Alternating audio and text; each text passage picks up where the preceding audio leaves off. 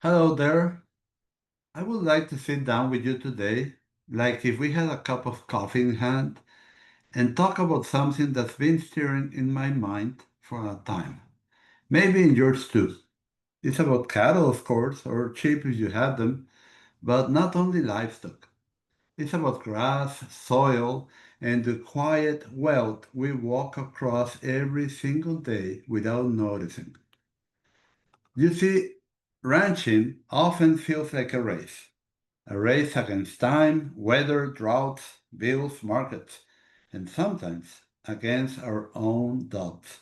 But here's the thing, while we're racing around, nature is whispering her steady rhythm underneath it all.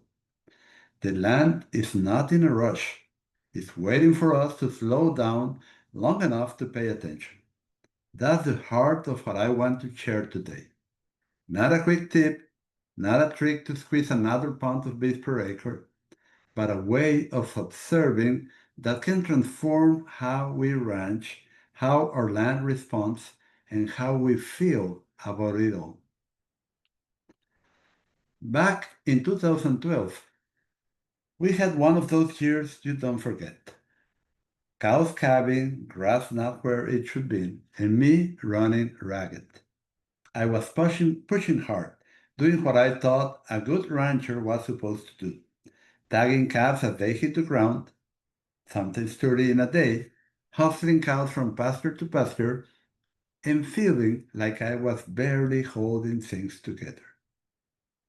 But the herd told me something different. They were stressed, angry even. Protective mamas are chasing me off. Calves bawling. Cows that had always been steady became unpredictable. And I realized it was me, the one creating the stress. So I stepped back. I stopped tagging calves at birth. I started waiting, and wouldn't you know it? The herd calmed down. Calves grew without that early stress. The mothers trust me again, and that moment was a turning point in my life because it made me ask if such a small change could make such a big difference. What else am I missing by pushing so hard? Cattlemen talk about cows all day long, but let's be honest, grass is the foundation. Cows are just the messengers of what's happening beneath their hooves. For years, I had grazed like most people do, moving when it looked right or when habit told me to. But the more I paid attention, the more I saw that grass also has a voice. When grazed down to 1 to 4 inches and allowed to rest, it bounced back stronger, leafier, and more productive. When left half grazed, it sulked, tired stems using energy just to stay alive. It was like the grass was telling me, use me well or don't use me at all. And that discovery shook me. Because if grass thrives with complete grazing and real recovery, then our whole management system has to shift. We cannot just rotate and hope for the best. We need to partner with plant physiology, where green leaves produce energy while stems consume energy. Now, I know how most ranchers feel when the hard season comes, whether that's winter, drought, or summer slump. The instinct is to buy more hay. Hay feels like insurance. If the grass is short, you haul in bales and think you're keeping the cows afloat. But let me tell you what I learned the hard way. Hay can become a crutch. It drains your wallet, ties up your time, and doesn't fix the land beneath your boots. When I began stockpiling grass, grazing some sections, resting others, and truly letting a third section of my ranch stand tall until needed, the light bulb turned on. I had standing hay ready when I needed it most. No tractors, no feed store bills, no sleepless night worrying if I'd bought enough. And here's the kicker. The soil itself started to change. It became softer, spongier, holding more water and smelling alive. That's when it clicked. Every acre of grass I allow to mature and improve the soil is an investment that is more valuable than hay. Ranching has always been tied to money, as any business. Prices per pound of calf, cost per bale, return on investment. I know, because I balance those books too.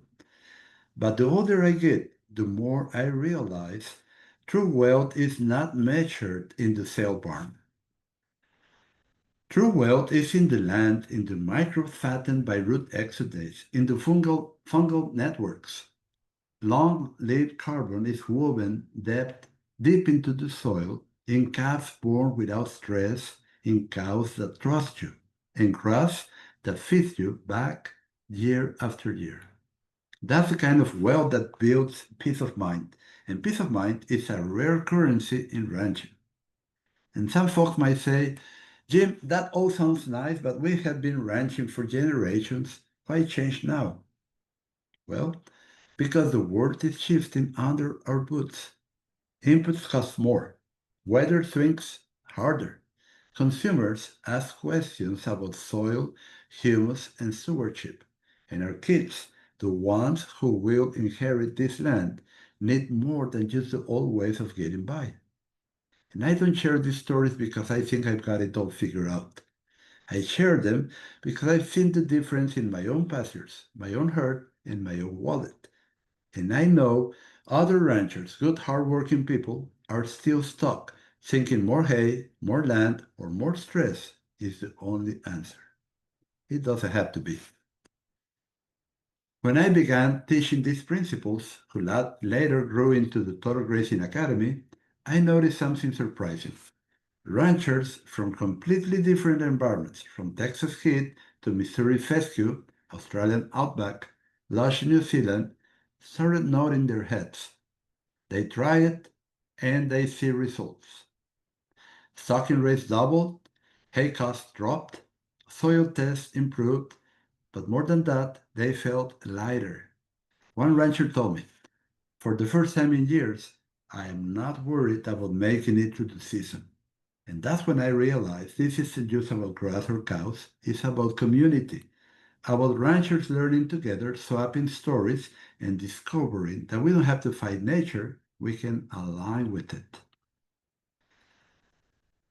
If there is one message I want to leave with you today, is this. Your land holds more promise than you realize. You do not need perfect weather, more equipment, or endless hay. What you need is a willingness to observe differently, to graze completely, to rest fully, to trust that nature is wiser than we give her credit for.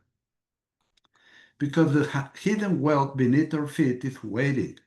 It is in the long-lived soil carbon that will nourish your pastures for decades. It is in the docility of a herd that trusts you.